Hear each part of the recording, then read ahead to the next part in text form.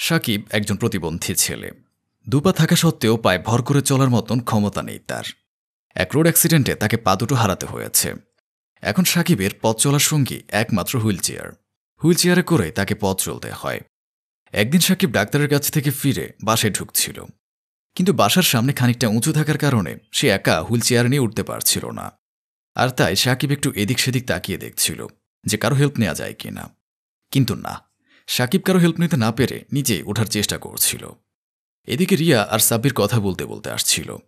হঠাৎ রিয়া সাকিবকে দেখতে পায় যে সাকিব হুইলচেয়ার নিয়ে উপরে ওঠার চেষ্টা করছে।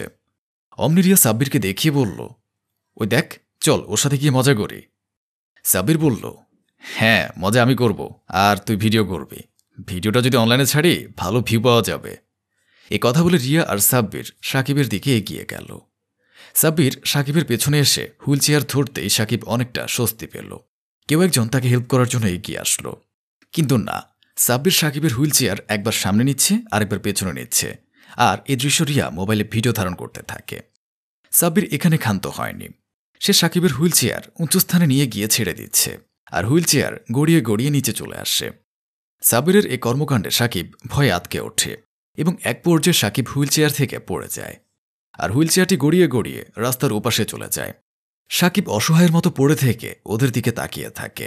তবুও রিয়া সাব্বিরের বিবেককে নাড়া দিচ্ছে না, ওরা মজা করেই চলেছে। সাব্বির রিয়ার হাত থেকে মোবাইলটা নিয়ে ভিডিওটি দেখছে আর মজা লুটছে। এইদিকে প্রিয়া রাস্তা দিয়ে যেতেই ওদের এই কর্মকাণ্ড দেখে এগিয়ে আসে এবং সাকিবকে উঠিয়ে তার হুইলচেয়ারে বসিয়ে দেয়। আর এইদিকে সাব্বির রিয়া ভিডিও দেখে হাসতে থাকে আর মজা লুটতে থাকে। পরক্ষণে প্রিয়া সাব্বির এবং রিয়ার কাছে গিয়ে দুইজনকে দুটো চড় মেরে বলল, লজ্জা করে না তোমাদের একটা প্রতিবন্ধীর সাথে এইভাবে মজা করতে?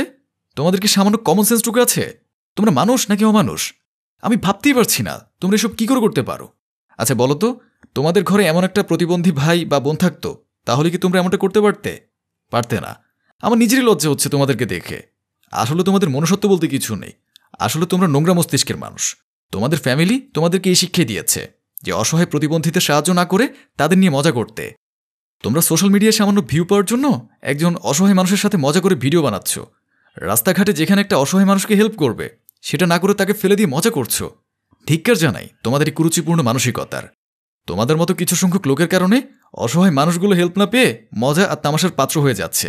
আমার ঘৃণা হয় এ সমাজে তোমাদের মতো নিকৃষ্ট মাইন্ডের লোক আছে। প্রিয়ার কথা শুনে রিয়া বলল, আসলে আপু, আমাদের ভুল হয়ে গেছে, আমাদের ক্ষমা করে দিন। সাব্বির বলল, জি আপু, আমরা আর কখনো এমন কাজ করব না, আমাদের ক্ষমা করে দিন। সাব্বির রিয়া নিজের ভুল স্বীকার করায় প্রিয়া বলল, ঠিক আছে, তোমরা যেহেতু নিজের ভুল বুঝতে পেরেছ, আমার আর কিছুই বলার নেই।